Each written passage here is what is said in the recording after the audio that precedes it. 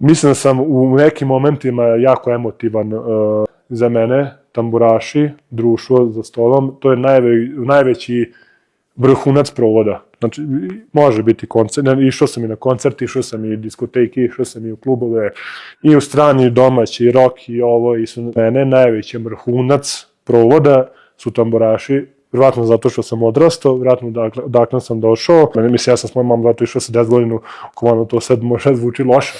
Ne zvuči, i ja sam. Bi volio da se ljudi ponašaju u kafani kako se moj tata ponašao u kafani. Sad je mali amatori. Treba da pohvališ kafanu. Tu apsolutno te podržavam. Pa to je, mislim da je institucija. Tako je. I naučio sam i pesme, i kako se ponaša, i kako se peva, i kako se naručuje, kako se zove konobar, kako se pije piće, kako se sve...